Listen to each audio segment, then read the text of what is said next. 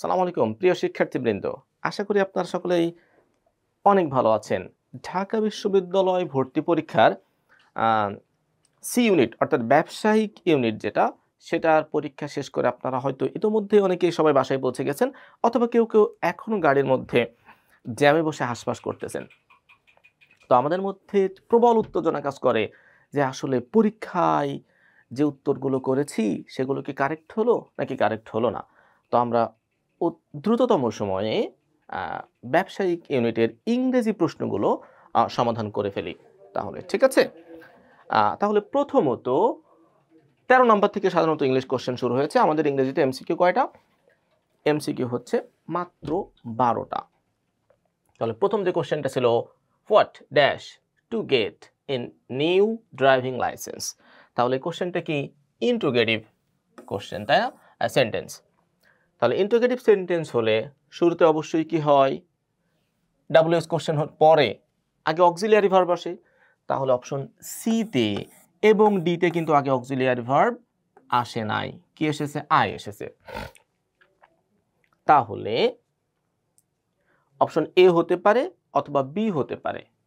তাহলে এখানে হোয়াট, আমরা যদি অপশন এটা চিন্তা করি, হ্যাভ আই টু ডু, এটা হয় না। হ্যাভ আই টু ডু হচ্ছে না, এখানে হ্যাভটা হচ্ছে মেইন ভার্ব, এই জন্য আগে আসবে অক্সিলিয়ারি ভার্ব। তাহলে অপশন এ হচ্ছে না, কারেক্ট উত্তর হচ্ছে B. What do I have to do to get a new driving licence, মানে নতুন একটা ড্রাইভিং লাইসেন্স পেতে হলে আমাকে কি করতে হবে? তাহলে কারেক্ট উত্তর হচ্ছে অপশন বি। পরবর্তী প্রশ্ন চলে যাই। আই হ্যাড বেটার গো নাও, আমাকে এখনই যেতে হবে। আই প্রমিসড, আমরা জানি রাইট ফর্ম অফ দ্য ভার্বের ক্ষেত্রে কিছু কিছু ভার্ব আছে যেগুলোর পরে সবসময় কি হয়? ইনফিনিটিভ হয়। তো অপশন প্রমিসড এর পরে, প্রমিসড হচ্ছে সেরকম একটা ভার্ব যেটার পরে সাধারণত কি হয়? ইনফিনিটিভ হয়। তো সিম্পলি অপশন এ তে ইনফিনিটিভ নাই, অপশন বি তে নাই, অপশন সি তে আছে। সেটা কি? টু নট বি, এটা কিন্তু হচ্ছে না। যদি হতো নট টু বি তাহলে কিন্তু সি হতে পারতো। তাহলে অপশন থাকলো কোনটা? Option D. অপশন ডি তে মূলত বাক্যটা এমন ছিল, আই প্রমিসড দ্যাট। এই দ্যাটটা, প্রমিসডের পরে দ্যাট, মাঝে মাঝে ন্যাচারাল ইংলিশে এটা সাইলেন্ট রাখা যায়, এই জন্য দ্যাটটা হয় নাই। তাহলে কি হবে? I promised I would not be late, আমি হচ্ছে প্রমিস করেছিলাম যে আমি আর লেট করব না। তাহলে কারেক্ট উত্তর হচ্ছে অপশন ডি। পরবর্তী প্রশ্নে আমরা চলে যাব। Sally has been working here.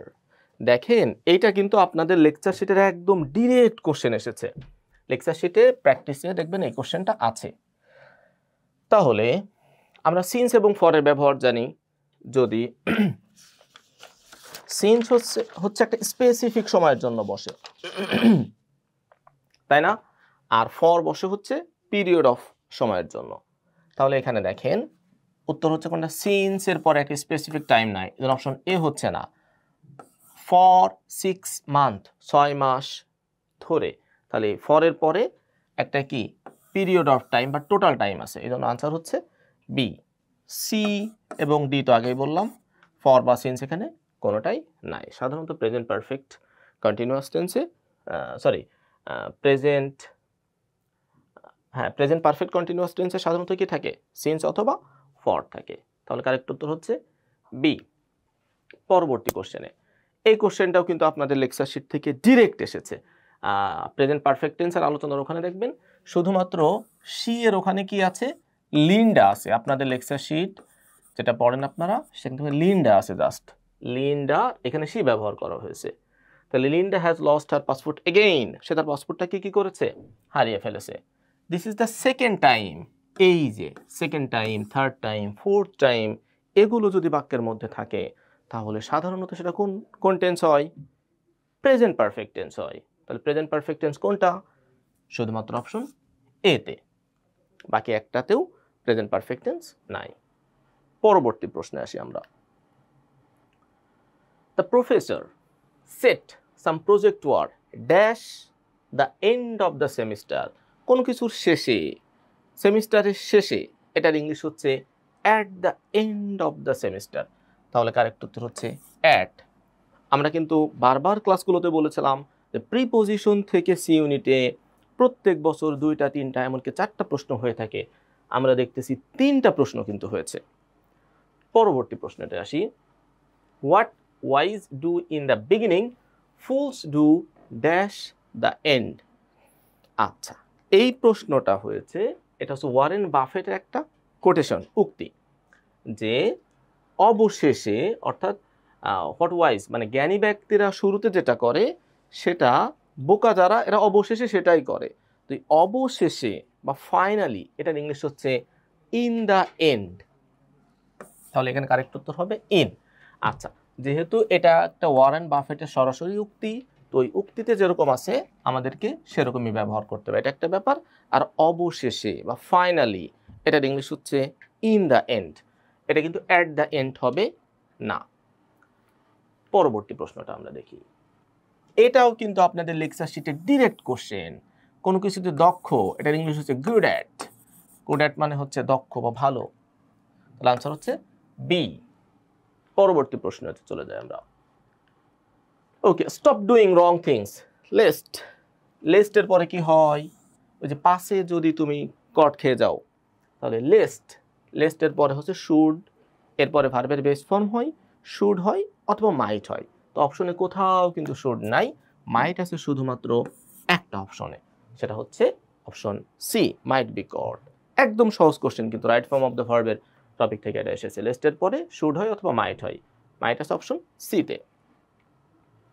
পরবর্তী প্রশ্ন, the performance of our players were rather, এই আন্ডারলাইন করা অংশটুকু কি ঠিক আছে?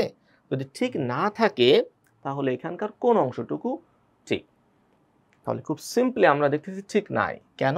ওয়ার্স্ট। ওয়ার্স্ট হচ্ছে সুপারলেটিভ, সুপারলেটিভের পরে কি হওয়া উচিত ছিল? আর্টিকেল দি, কিন্তু আগে আর্টিকেল দি নাই, তার মানে আন্ডারলাইন করা পার্টটুকু অবশ্যই ভুল। তাহলে আমরা এর মধ্যে কোনটা ঠিক আছে সেটা বের করব। আচ্ছা, ব্যাড অ্যাজ আছে, তাহলে পজিটিভ কম্প্যারিজনের ক্ষেত্রে আগেও একটা অ্যাজ থাকে, এই জন্য এটা হচ্ছে না। ওর্স দেন আই হ্যাড এক্সপেক্টেড, দেখেন হচ্ছে এটা ঠিক আছে। ওর্স হচ্ছে কি? কম্পারেটিভ, কম্পারেটিভের পরে কি থাকে? দেন থাকে, এই জন্য আমরা কারেক্ট উত্তর নিচ্ছি অপশন বি। সিতে ওর্স দেন এক্সপেকটেশন, এর আগে যেহেতু একটা ক্লজ রয়েছে পরেও আর একটা ক্লজ হবে, এই জন্য আমরা অপশন সিটাকে নিচ্ছি না। ডিতে কি সমস্যা? ওর্স দেন এরপরে কি নাই? সাবজেক্ট নাই, অর্থাৎ এই কারণে এটা হচ্ছে না। তাহলে কারেক্ট উত্তর হচ্ছে অপশন বি। পরবর্তী প্রশ্নে আসি। কারেক্ট স্পেলিং খুব সহজ, আমরা কিন্তু এই কথাটা বারবার মানে আমাদের রেগুলার কথাতে বলে বলি, এটা একটা প্রোপাগান্ডা ছিল। প্রোপাগান্ডা মানে সিম্পলি আপনি যদি সহজ করে উচ্চারণ করেন তাহলে প্রোপাগান্ডা, তাহলে এটাতে কিন্তু আর নাই, সবার আগে এটা বাদ দেব। তাহলে পা এটাতে কিন্তু প্রোপো হয়ে গেছে, তাহলে বাকি থাকলো কয়টা? দুইটা। তাহলে প্রোপাগান্ডা নাকি প্রোপাগ্রান্ডা?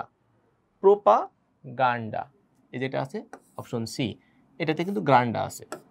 মানে এটা আমার মনে হয় আপনারা নাও পড়ে আসেন, জাস্ট একটু কমন সেন্স ব্যবহার করলে কিন্তু এই কোশ্চেনটা উত্তর করা যায়। পরবর্তী প্রশ্নটা আমরা আসি। এটা কি? এটা হচ্ছে অ্যানালজি। অ্যানালজিতে কিন্তু ঢাকা বিশ্ববিদ্যালয়ের প্রিভিয়াস কোশ্চেন, একদম ডিরেক্ট। কেউ যদি মাত্র 50টা অ্যানালজি পড়ে থাকে তাহলে তার কমন এসেছে। এইটা আপনাদের পরীক্ষাগুলোতে অনেকবার কিন্তু দেওয়া হয়েছিল, অ্যানালজিটা একাধিকবার দেওয়া হয়েছে। তাহলে কি? স আর হচ্ছে কার্পেন্টার। স মানে কি? করাত, আর কার্পেন্টার মানে কি? ওই যে কাঠের মিস্ত্রি, ঠিক আছে, কাঠের মিস্ত্রি। তাহলে এখানে ব্যাপারটা কি বলেন তো, যে ওয়ার্কার এবং তার যন্ত্র, মানে এই যেই যন্ত্র দিয়ে একজন ওয়ার্কার কাজ করে। তাহলে এখানে আমরা দেখতেছি শুধুমাত্র অপশন সিতে এটা মিল আছে, যে বারবার মানে হচ্ছে কি জানো, ওই যে যারা চুল কাটে, নাপিত, আর ওনার যন্ত্রটা কি? সিজার্স, মানে হচ্ছে কাঁচি। তাহলে ওয়ার্কার এবং যন্ত্র সম্পর্ক আছে শুধুমাত্র সিতে। দেখেন ক্লথ আর টেইলর, এটাও কিছুটা যন্ত্র, কিন্তু কাপড় কিন্তু যন্ত্র না, এই জন্য অপশন ডিটা নিচ্ছে না। তারপরে বি হচ্ছে না, এ হচ্ছে পেইন্টার আর কালার, কালার না পেইন্টার, আগে আগে হচ্ছে যন্ত্র, তারপরে কর্মী থাকতে হবে। এটা আছে শুধুমাত্র সিতে। পরবর্তী প্রশ্নে আসেন, choose the correct synonym of pertinent. Pertinent মানে কি বলেন তো? আপনাদের লেকচার শিটে আছে এই শব্দটা। পার্টিনেন্ট মানে হচ্ছে প্রাসঙ্গিক। তাহলে প্রাসঙ্গিক কোনটা? রেলিভেন্ট। রেলিভেন্ট মানে হচ্ছে প্রাসঙ্গিক, এটা সিনোনিম। ইনঅ্যাপ্রোপ্রিয়েট মানে হচ্ছে কি বলবো, ইনঅ্যাপ্রোপ্রিয়েটের বাংলাটা কি? অ্যাপ্রোপ্রিয়েট মানে বাংলা কি? ইনঅ্যাপ্রোপ্রিয়েট, অ্যাপ্রোপ্রিয়েট মানে হচ্ছে যথাযথ, ইনঅ্যাপ্রোপ্রিয়েট মানে যথাযথ নয়। ডিস্টার্বড মানে বিঘ্নিত, পেনিট্রেট মানে কোনো কিছু প্রবেশ করানো। তাহলে রেলিভেন্ট মানে হচ্ছে প্রাসঙ্গিক, সিনোনিম হচ্ছে অপশন সি। ওকে, তো প্রিয় শিক্ষার্থী, এরপরে আমরা ফোকাসের এরপরে আমরা বিজনেস টাইটানের পক্ষ থেকে আপনার ইংলিশ কোশ্চেনটা শেষ হলো। এরপর অন্যান্য যে টপিকগুলো আছে সেই টপিকগুলোর সমাধান নিয়ে আসার জন্য আমরা শিক্ষকদেরকে অনুরোধ করছি। ওকে, সবাইকে অনেক অনেক ধন্যবাদ। এছাড়া লিখিতর যে প্রশ্নগুলো রয়েছে সেগুলো আমরা বিজনেস টাইটানের পেজে খুব দ্রুতই আপলোড করে দেব। তাহলে লিখিতর প্রশ্নগুলো আপনারা মিলিয়ে নেবেন। সবাইকে অনেক অনেক ধন্যবাদ। সালামু আলাইকুম।